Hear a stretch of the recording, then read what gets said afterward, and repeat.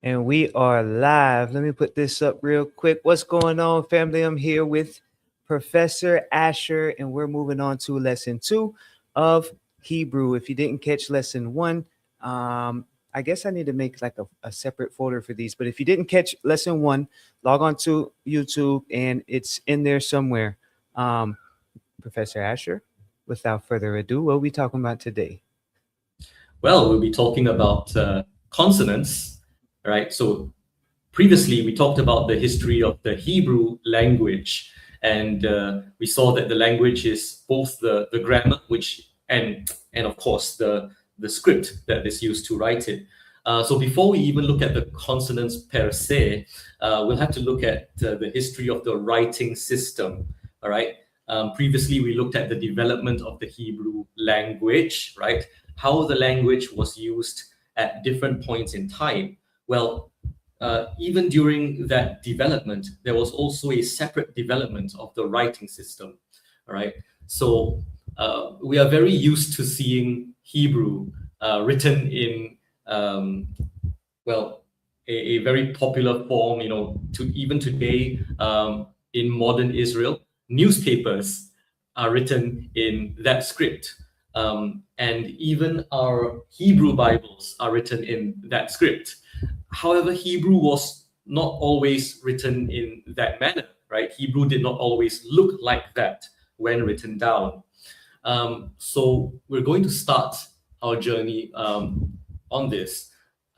Here it is. This is the Hebrew alphabet. Real quick, just real quick before we get into it, you might have to turn that fan off because it's starting to come through a little bit more. Okay, let's turn that fan off.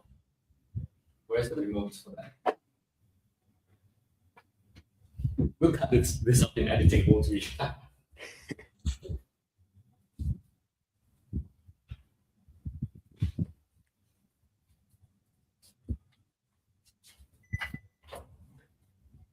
Okay, so this is the Hebrew alphabet. And Yes. which script? Okay, no, let me step out the way. My bad. Keep going. All right. So 22 letters of the Hebrew alphabet that most of us are used to seeing. However, Hebrew did not always look like that. All right. The earliest form of what will eventually become Hebrew writing is what we would call the Proto-Sinaitic script. All right. So none of these are specifically Hebrew in the sense of being produced by an Israelite. All right. Let us remember that what we call Hebrew today is nothing more than the Canaanite language, or the dialect of the Canaanite language that was used by the Israelites. All right. So even before the first Israelite was born, i.e., Jacob, if we want to count it that way, even before Jacob was born, this language was used by the Canaanites, and they wrote down their language using letters of an alphabet, right? And so all these are very old inscriptions, coming from some of them even before Jacob was born, all right? So we have here Semites, if not Canaanites, writing down letters, and we recognize some of them for those of us who know this better as pictographic Hebrew. All right, look at this one over here on the far left, Serabit El Khadim inscriptions. I just pulled out one of the inscriptions, and at the top right of this tablet there is a drawing of an ox. All right, and that will become the Hebrew letter Aleph. All right.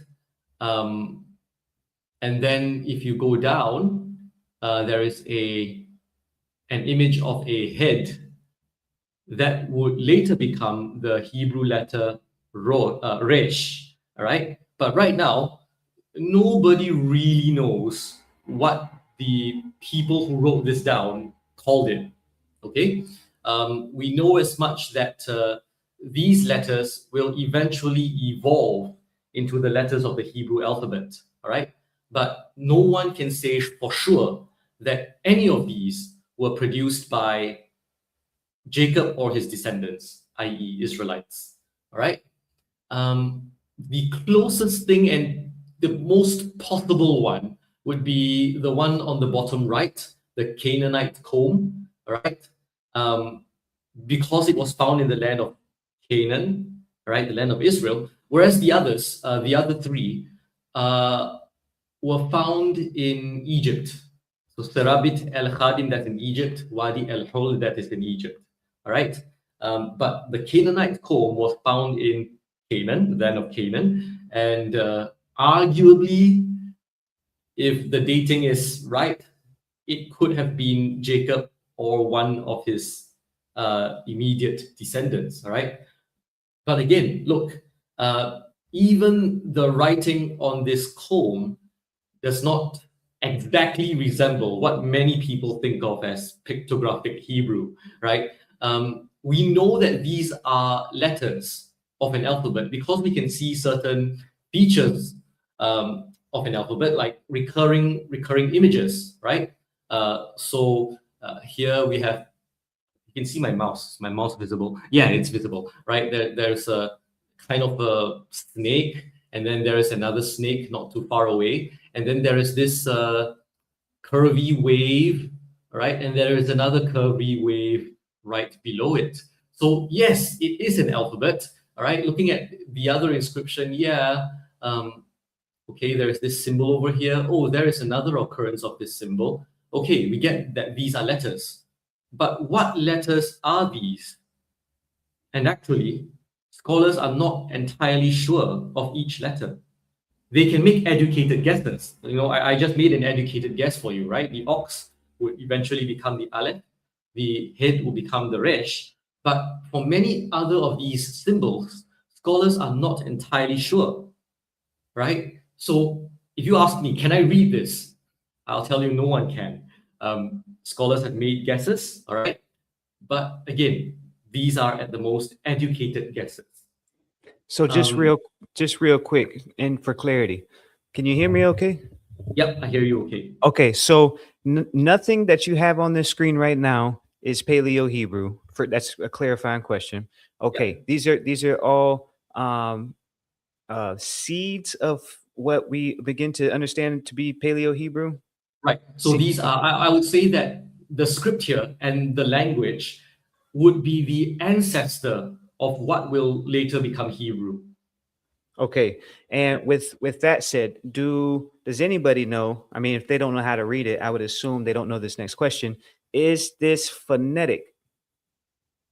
Yes, it would have been phonetic. But this is a conjecture, right? We can't raise any of these writers from the dead. Right. But it is reasonable to conjecture that because the later systems were phonetic, and therefore this would have been phonetic. Yes. Okay. So it's not going based on idea, like you say, the ox head. It's not, is it, we don't, or it's not representing power. It's just operating as like a sound, like a ah. Yes. Okay. So Correct. it's phonetic. Got you. Okay. So, yes, when they wrote down this ox symbol, they were not intending to communicate any images of an ox or anything related to it. Rather, they were intending to communicate the sound Right. of their language, right? In this case, the that sound. And when they drew a head here, they intended to communicate the r sound, right? The only one of these inscriptions that can be interpreted with much confidence is the Canaanite comb here. All right. If you look at the bottom right, that would be the ancestor of the Yod. All right. If I would read it out, it would be, and the third letter from the right, that would be the Shin, right? The second one would be the Tav. So if I read it out, it would be something like Yitosh Haituzu Likamli Zakt. Then there is a hole here. Scholars say Ta'ar was Zakt. Okay, and the interpretation would be, may this comb root out all lice of hair and beard. And very interestingly, this first word, Yitosh, this is found in the Jewish scriptures, the Tanakh, for rooting out people from the land. Yeah. So very interesting, right? Yes, sir. All right, so this is Proto-Sinaitic. Remember, this is not Hebrew yet, but it would eventually become Hebrew when the Israelites take over the promised land, the land of Canaan, and they establish themselves in it. And then the dialect or the version of the Canaanite language that they used became the predominant one. They ruled the land, right? And that would become what we know as Hebrew.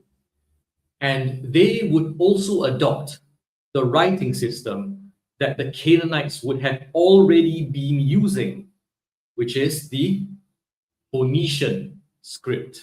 All right. We talked about the Phoenician script in the last lesson as well. Ryan, you read a Moabite inscription. Do you remember that? Yes, sir, I do. I do. Yes. And it was written in what people would call Paleo Hebrew. But that's not really appropriate because the Moabites were not speaking strictly Hebrew, right? They were speaking the Moabite language.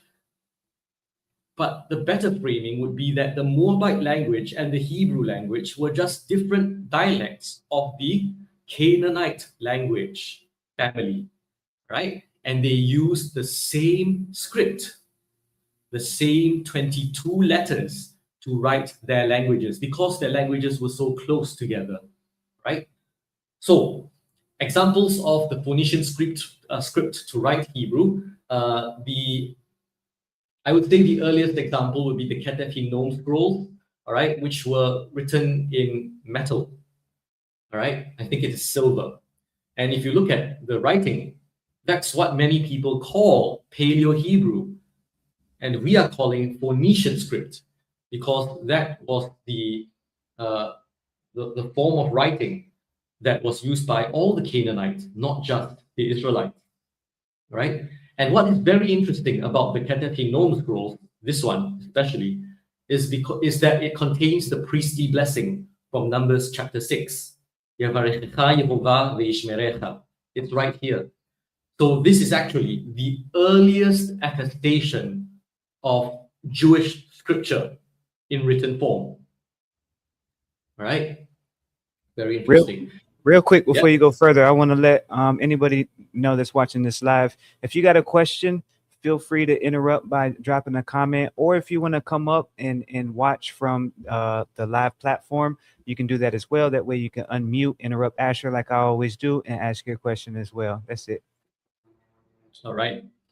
The next example we have is the Siloam inscription. Hezekiah built some tunnels to get water into the city, all right?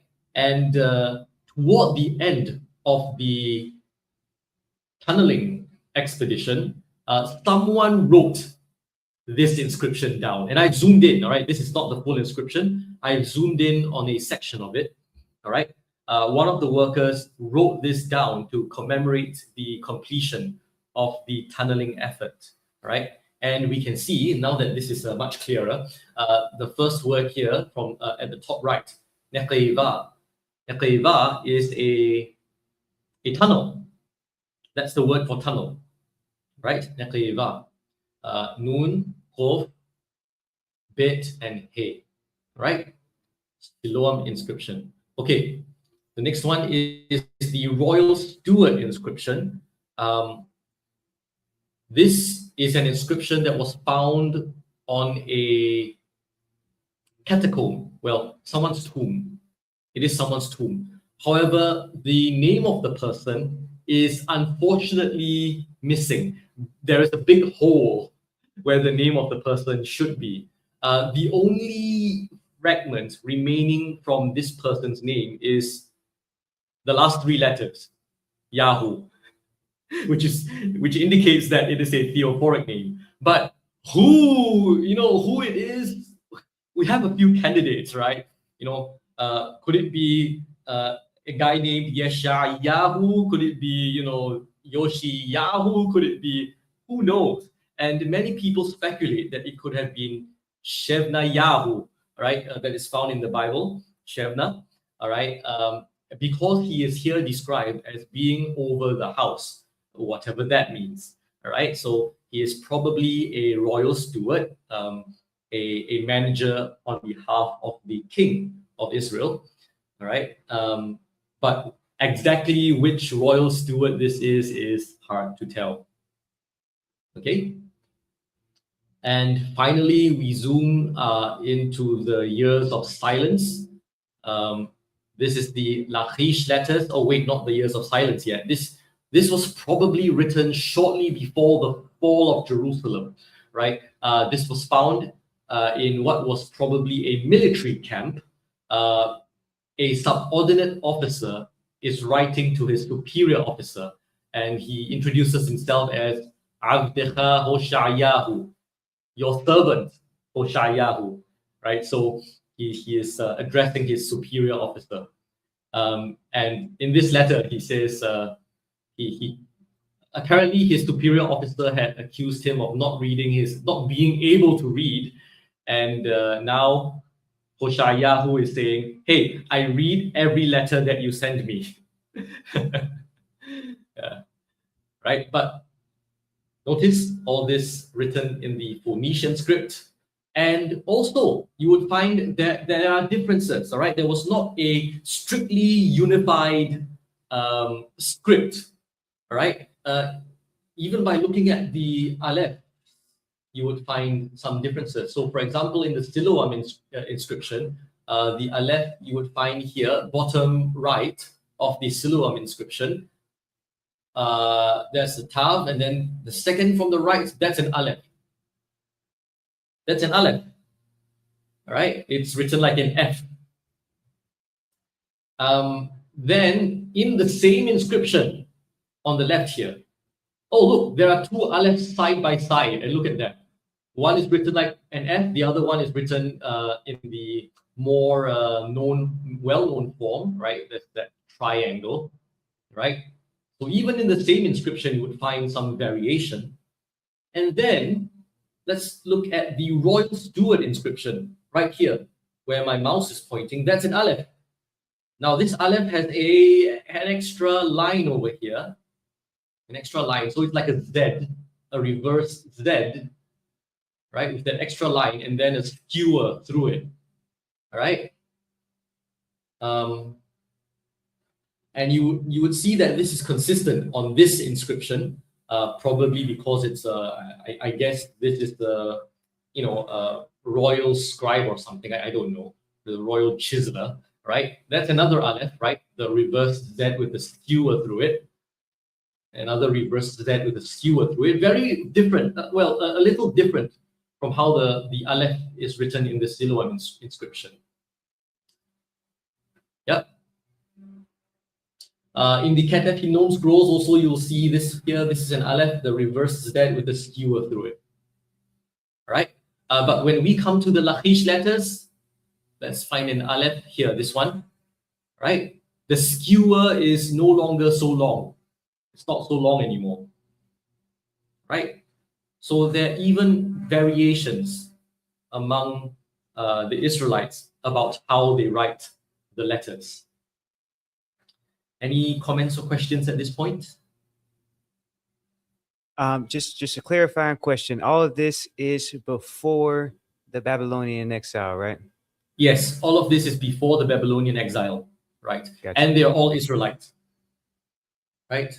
And because of the the quotation from scripture or the relation to the kingdom of Israel or Judah, and the use of the theophoric name of theophoric names in the letter, right? Hoshayahu, yeah, we know for certain. Unlike the Proto-Semitic inscriptions, we know that these are Israelite, and so we could say that this is Hebrew. Although during this time, people would probably not have called their language Hebrew, right? As I showed in the first unit. All right, so They went into exile, and when they came out of exile, they started using what is called the Assyrian script, or in Hebrew, they call it Kitab Ashuri, right?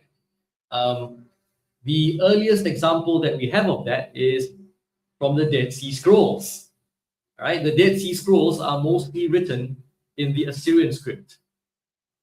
And this is where I find it funny sometimes when people say, no, this is modern Hebrew. This script is modern Hebrew. We must use the Paleo Hebrew script.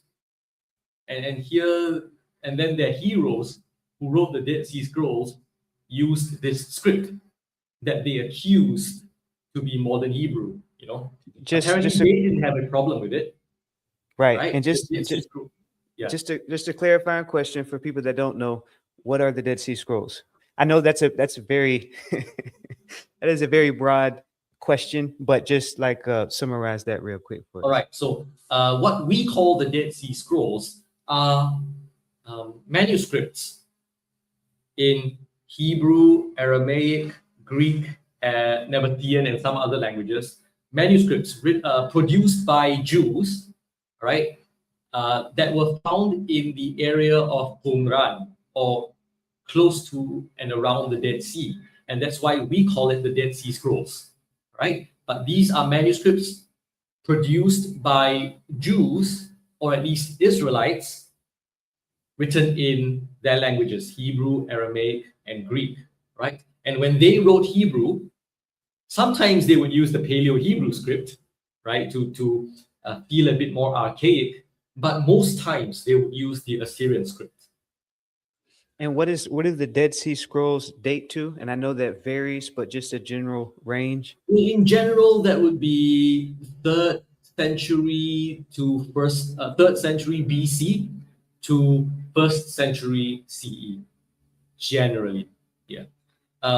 This particular one is probably before the Common Era, so before Yeshua was born. Right? So this is the earliest attestation of the Assyrian script, but then we find it everywhere after that, right? After the Babylonian exile, this is the Daedalus inscription, and it is the name of the person here that is written is Hananiah Daedalus Mirushalayim. So Hananiah ben Daedalus. So that's his name. His name is Hananiah. He is the son of Daedalus. And if you know, Daedalus is a Greek name, but written in Hebrew letters here, right? So this is a Jewish guy, all right, whose father was also Jewish, but had a Greek name. And now when he is writing his name, or when someone wrote his name down, right, Hananiah, son of Daedalus, Mirushalayim, from Jerusalem. This is a Jerusalemite, right, who has a Hebrew name. His father has a Greek name written in Hebrew letters, all right, and they are from Jerusalem. This is from a sarcophagus that belongs to the son of the high priest. We know this because the inscription here reads Ben HaKohen HaGadol. However, we don't know his name because, again, his name is where now there is a hole, very unfortunately, right? And here, found on the Temple Mount, Levet HaTeki'ah, Levet HaTeki'ah, to the trumpeting place, right? And notice they are writing in Assyrian script, because that is the script that they expect their fellow Jews to recognize and read. And the earliest complete Tanakh, before that, in the year 135 something CE, Bar Kokhba revolted against the Roman Empire. And this is a letter that he sent, again written in the Assyrian script. We can read here, Mishiv'on Barak Kotiva. All right, so that's his name in Hebrew. His nickname is Bar Kokhba, son of the star, right? But this is his actual name that he wrote down. And then Layesha, I don't know who he is writing this to. Layesha, then I can't read that, it's too charred, right? So notice that he is writing in the Assyrian script. The earliest complete Hebrew Bible or Tanakh is the Aleppo Codex, right? Again, written in the Assyrian script. The Torah scrolls that are used today are written likewise in the Assyrian script. And the Hebrew script that is used by modern Israelis is a descendant of the Assyrian script. Right? Quick question. So you got the Apello Codex, and then you got the medieval Torah scroll. How come the Apello Codex has the Nikud, the vowel markers, but the medieval Torah scroll doesn't? All right. Aleppo Codex. The vowel markers, we will come to that in the next lesson. All right. But it is because the Aleppo Codex was produced for the specific purpose of retaining the vowels used as well, whereas the Torah scrolls are not. The purpose of the Torah scrolls are to reproduce only the consonants, right? Because that was, after all, the original way that Hebrew was written, right? You notice prior to the Aleppo Codex, there were no vowel markings, right? Vowel markings came on later on only as a matter of necessity, right? When the Jews became less and less familiar with their language and with how the letters, with how the words of the Hebrew Bible should be read, because vowels make a difference in meaning. We'll find that in our next lesson, right? But for the most part, this did not become a problem until much later. So the Aleppo Codex was not meant to be used as a Torah scroll, right? It was not meant to be used in that religious manner. It was meant to be used as a kind of reference work that you go back to. And indeed, many other Hebrew Bibles were copied, referencing the Aleppo Codex. That was its function, right? But when it came to using a physical text for worship, they would use an unvowel marked text. Okay, so one more question. So the Paleo Hebrew or the Phoenician script is phonetic. It's a clarifying question. It's phonetic. Yes, as I probably should have mentioned this in my first slide. All right. All of the letters of the Hebrew alphabet are consonants. They are all phonetic. They were all intended to tell you how the word is pronounced. None of the letters of the Hebrew alphabet, all the Canaanite alphabet, when people used these letters, their intention was never to communicate some kind of, oh, an ox has connotations of power. Never, right? Never. Yeah. I just wanted to. Okay, so for clarity, phonetic. So you got the bet. Yeah. Okay.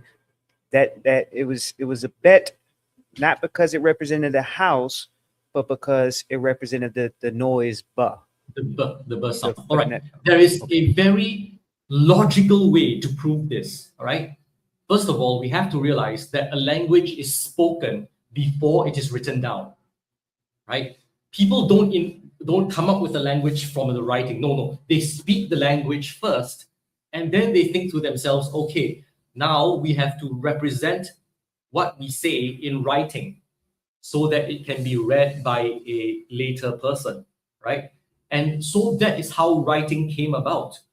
Writing came about as a way to represent speech that already existed. So let me reiterate this point. In any language, speech came first before writing. Writing came as a result of speech. This is very logical. Therefore, the letter Bet, right? So, for example, the word for father, Av, it's written with the letters Aleph and Bet, right? Now, many people say, oh, the word for father is written as Aleph and Bet because the father is the leader of the house. No.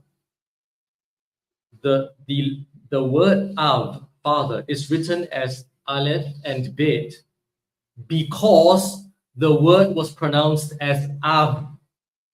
The word was pronounced as Av, therefore the appropriate letters are Aleph and Bet. That is why the Hebrew letter for father, the Hebrew word for father is spelt Aleph and Bet because of how it sounded in speech and not because of the meaning of the individual letters. Okay. That was perfect. Because that's what I was getting at with the whole symbolism and ideographic thinking on how the Hebrew language functions. It's just phonetic. Yes. Okay. And we will see this more as we go into vowels and all that. You will see that it is impossible that Hebrew letters have meaning. Yeah. Okay. Will be my next point? So okay, let's see. Right. So that's the Assyrian script. Now, I have here two Hebrew words written in different scripts. Right. Now, what is the difference between these two words? Now, some people will say, oh, the word on the left is modern Hebrew, but the word on the right is Paleo Hebrew, different languages. Now, dear friends, the word on the left is a modern Hebrew word. It is the word telephone. It means telephone. It's a modern Hebrew word because it did not exist during the time of Yeshua, right? Yeshua never picked up a telephone, all right? That's ridiculous. So this is clearly a modern Hebrew word, not because of how it is written, but because it was invented only in recent times. Now, dear friends, the word on the right is the exact same word written in the Paleo Hebrew script or the Phoenician script. Bet, Lamed, Pe, Vav, Nun. The exact same word, just written in the older script. Now, some people are going to insist that, no, this is ancient Hebrew, dear friends. This is still the word telephone. And just because I can write it in the Paleo Hebrew script does not mean that Moses picked up ever a telephone. Okay? It is still a modern Hebrew word. All right? Just written in an older script. So remember, older script is not older language. Rather, the difference between modern Hebrew and biblical Hebrew lies in grammar, not script. And we covered this in the first lesson, right? So writing a word in the older script does not automatically make it an older word or an ancient word or a biblical Hebrew word. No, right? Telephone, this word over here is not a biblical Hebrew word. No Israelite ever used it. And yet, for some funny reason, I still have people insisting, but no, when written in the Paleo Hebrew script, it has special meaning. Each letter has special meaning. Okay, dear friends, I am still waiting for someone to tell me what is the special meaning of telephone when written in the Paleo Hebrew script. What is the special meaning of each Hebrew letter in the word telephone when I write it in the Paleo Hebrew script? It doesn't make sense. It's ridiculous. Okay? Any questions on this point?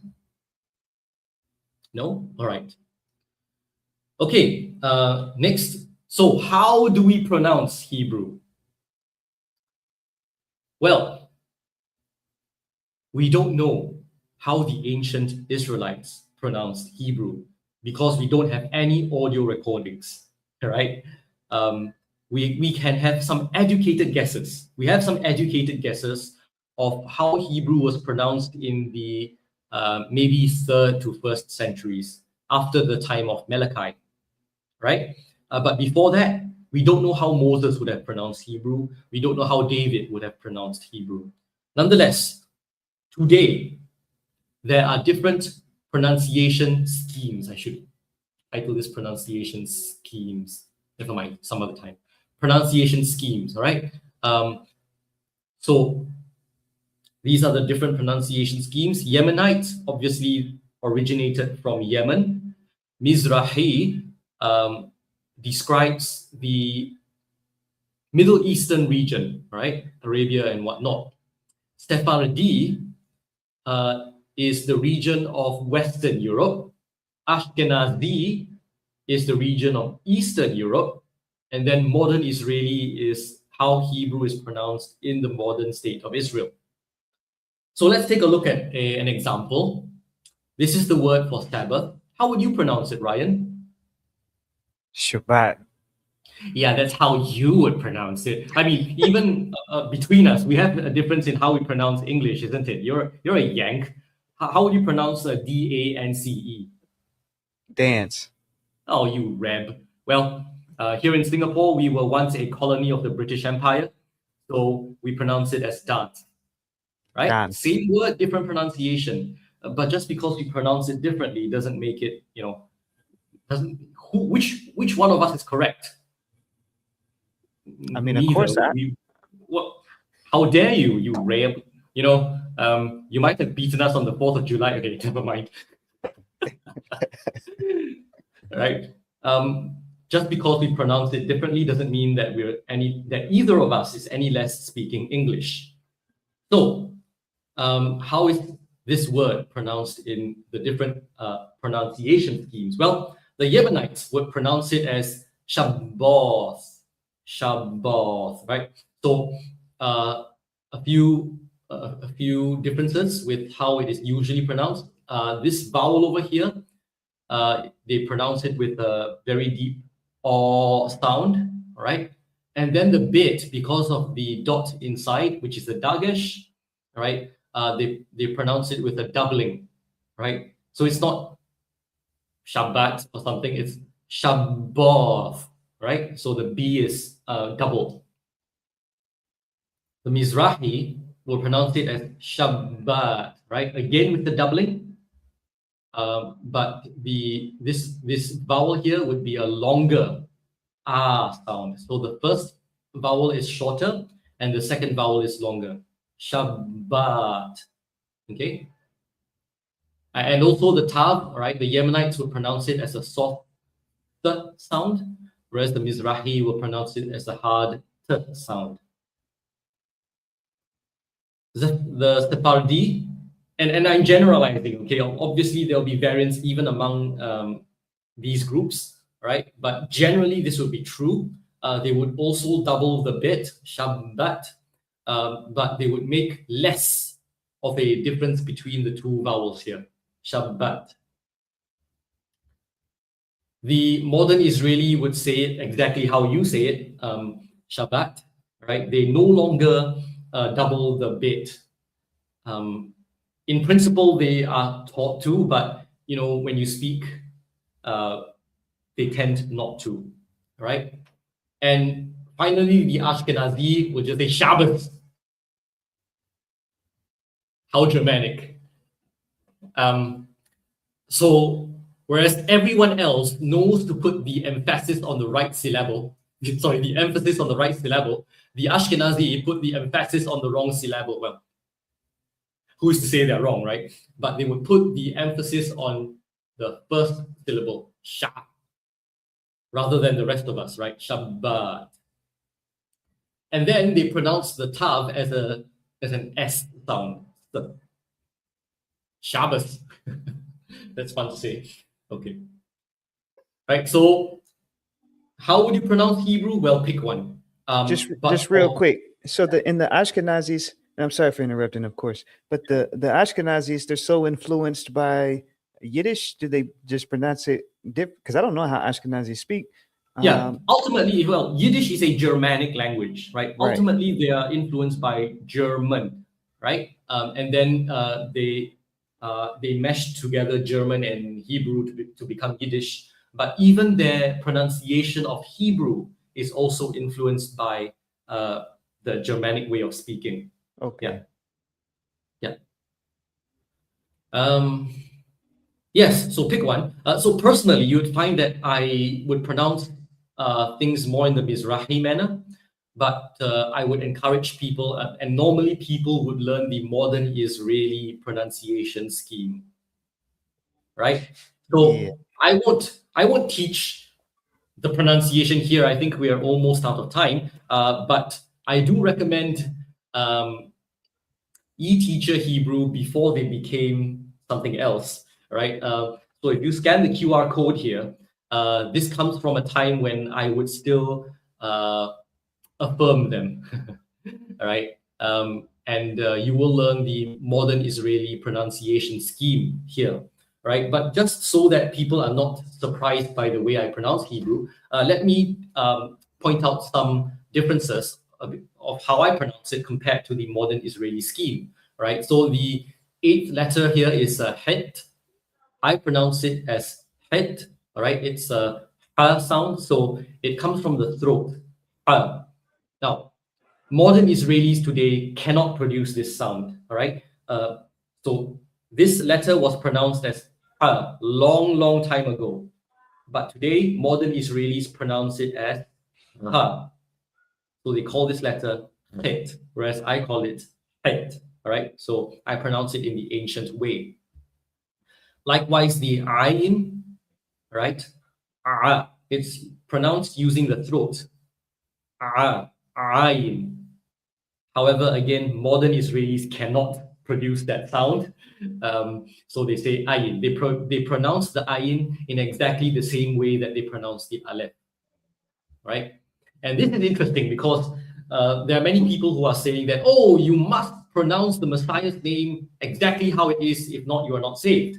And they insist that you pronounce it as Yeshua or Yahshua, Yahusha, or whatnot, Yahusha, right? And I'm saying, if indeed I will go to hell for saying the Messiah's name wrong, then I will see you in hell, because the Messiah's name, the last letter is this letter, which even you cannot pronounce, you Americanized, English-centric, bigot, Even if you pronounce it as Yahusha, the correct pronunciation is Yahusha. I've never heard any of them pronounce it in that way. Yeah. So even by that standard, they are unsaved. Yeah. Right. And even being in my second year of biblical Hebrew, they just teach us to pronounce whatever vowel point is under it by it. You know how that goes. That's what it is. So there's almost no pronunciation. It's just whatever the vowel marker is. Yes. But when I pronounce it, so I pronounce the Messiah's name as Yeshua. So I'm exaggerating. Yeshua, right? So that's why I say it. Likewise, the word for I is ayin, right? So that's why. A few more differences.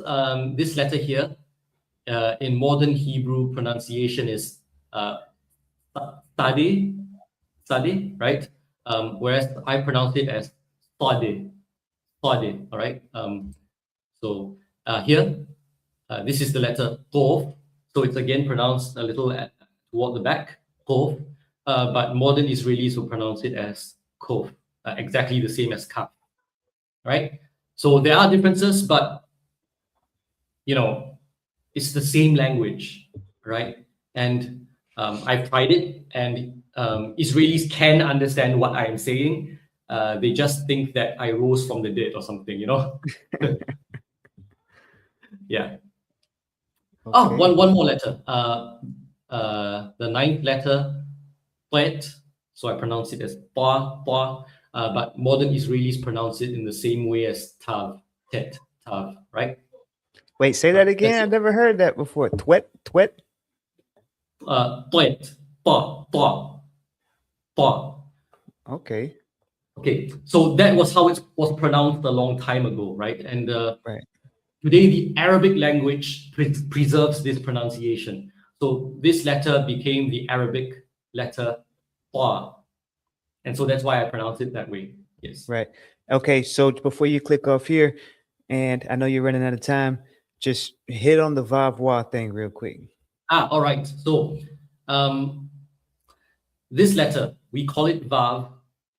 A very long time ago, it was pronounced two ways, and many of these letters have multiple ways of saying them. All right. So the letter Vav, you even during biblical times, there is evidence that this was already pronounced with the V sound, alongside its pronunciation as the W sound. So same letter, but two pronunciations depending on where you find it. All right. So this represented both a V sound and a W sound at the same time. This also happens with the letter Sheen. The letter Sheen, all right, has two pronunciations as well, depending on what word is found in. Right? It's either pronounced as a sh or a s. Same letter, multiple pronunciations. We find that also in English. How would you pronounce the letter G? G. G in some words, but in J. other words, we pronounce it as J, right? Same letter, different pronunciation depending on context, right? So it is ridiculous to insist that the Vav is always a V or that the Vav is always a W. Yeah, that doesn't make sense. Okay. I mean, we've had a good, consistent 3 to 5 viewers the whole time. Does anybody watching have any questions for Professor Asher? Give a few seconds before. What are you teaching next, and when are you teaching next? So the next lesson will be vowels. I think we can do it like next month or so, 1 month intervals. Let me see what the last slide is. I think have I gotten to the last slide yet? Yeah, I did get to the last slide. So that's the QR code if you want to learn the Israeli pronunciation. It's better than nothing. So yes, the next lesson will be on vowels. Yep. So everybody, your homework is you got a month to learn the Hebrew alphabet. That's it.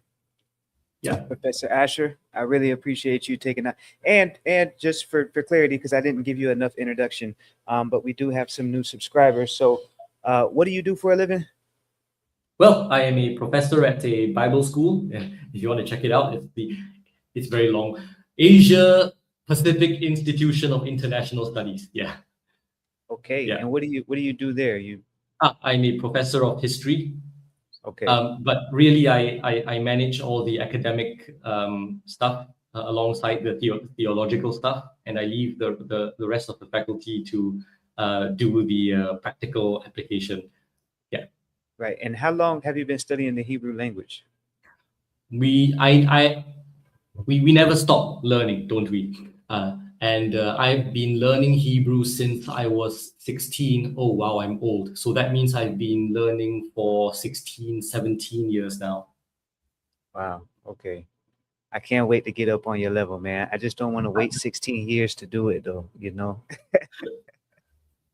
But I really do appreciate it. I'm really excited because where we're at right now in the second year of the course that I'm in is the binyanim and going through that, with the PL and the pu'al and all that, and it's a lot. All the different paradigms you got to memorize and stuff like that. So that's what I've been working on now. So I hope this lesson catches up with that so I can start asking you some real deal questions and have my pen ready to take notes.